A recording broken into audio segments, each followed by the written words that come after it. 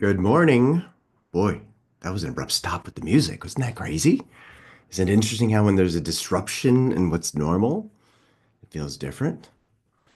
But you know what's interesting? It doesn't matter. You know why? Because we get to choose what it means. So, with that being said, good morning, great morning, wonderful morning, spectacular morning, outstanding morning. Yes, a reminder that everything is fundamentally meaningless and that you, me, all of us, that we get to choose what we're going to make things mean. Remember, there's this hidden power in you that will enable you to shift the vibratory state that you are in. And what's that vibratory state? It's called feeling.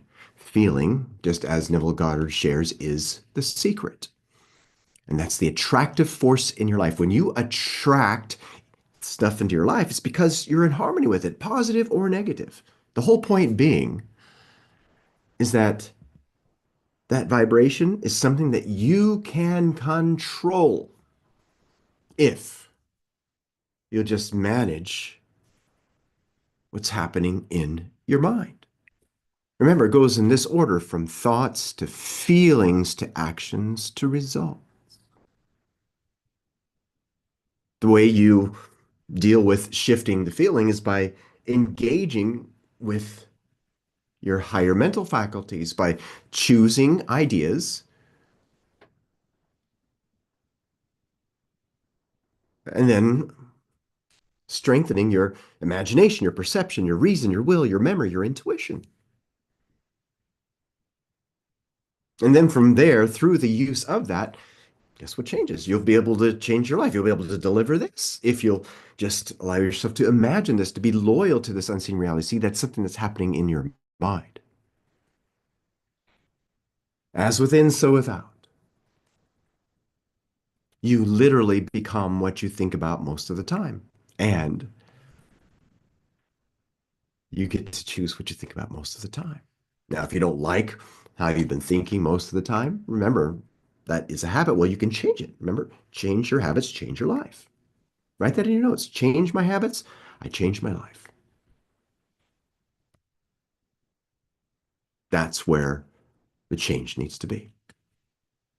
All right, so we've been diving into Master Key System, amazing book by Charles Haanel. And for some of you who may not know this, but this book right here and this author was who was credited for everything that Napoleon Hill did. Napoleon Hill wrote a letter to Charles Haanel to state basically that he needed to give credit where credit was due. And that's a little interesting tidbit, isn't it? A lot of people don't know this. You can go look it up. Look up Napoleon Hill's letters to Charles Haanel. You'll find it. That's pretty awesome. All right, so with this being said, my reminder for you is that information, knowledge is not power. A lot of people say that knowledge is power, information is power. No, it's not. It's only potential power. The only way that this knowledge, this information, because that's what it is, becomes power is when it's applied in your life practically. My reminder for you is the key, right? The key that's on the table. Is the key useful on the table? No, it's not. It's actually useless. See, the only time it becomes useful is when you pick it up and insert the key into the hole and turn it. Well, it's the same way with regards to this, what we're sharing with you. And if used, it will help you to achieve this. See, this is where you've got to use it. All right, so let's dive into where we are, shall we? Here we go. We're on page 77, as you can see down here. And here he says, it is evident, therefore, that all we have to do is let our light shine. The more energy we can radiate, the more rapidly we shall be enabled to transmute undesirable conditions into sources of pleasure and profit. Now, I want to emphasize a word in this, and that's the word let. And another word I want to emphasize as well is do. Now, let is something that's allowed. And in terms of the do, what he's referring to is as a process in the mind. He's not talking about a physical doing, like, for instance, I'm going to take this pen and move it over here to this side. No, that's not the doing. And by the way, me moving this pen from one side to the other is what was secondary. It happened because I accepted the idea of moving the pen, which was a thought first. Now, that right there, by the way, is something extremely important to get. You do not have free will to act. The only free will you have is the free will to choose your thoughts. All of your actions, I got news for you, they automatically happen. They automatically happen. Your actions, the way you do something, how far you go, whether or not you do something, 100% of them motivated by feeling, which is vibration, of which that feeling, that vibration is caused by how you're thinking. You see the flow here. Now, with that being said, this is what he's talking about here that you've got to engage with in your mind. It is evident, therefore, that all we have to do, have a thought process inside, is let our light shine. And yes, you are a magnificent light. 100%. Right that he knows, I am a magnificent light.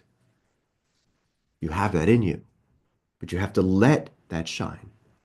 And when you let that shine, more of that energy will radiate, which then will be a beautiful magnetic force in your life. The important question then is how do we let this light shine? How to generate this energy? It's a good question, right? Well, we'll go over that as we dive deeper into this.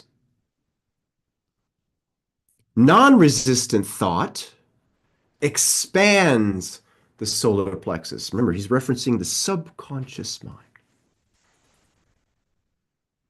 Resistance thought contracts it. Pleasant thoughts expand it, resistant thoughts contract it. Thoughts of courage, being brave, power, confidence, and hope all produce a corresponding state. But the one arch enemy of the solar plexus, which must be absolutely destroyed before there's any possibility of letting any light shine, is fear. Now, I want to talk about fear. A lot of people don't understand what fear is. What you've got to understand is that fear is feedback. With that being said, it's not a cause, but it does become a cause, but only after it is an effect. Now, this is important. Your emotions, whatever they are effects that turn into causes. Now, the point being, and why I'm sharing this with you, is to help you to understand how to eliminate the fear. And the way that you can eliminate the fear, the way you will be able to eliminate the fear, is by understanding what fear is. I'm so grateful for Bob Proctor sharing this and helping me to understand it. Now, really think about this fear. A lot of us say, I can't do that because I'm afraid.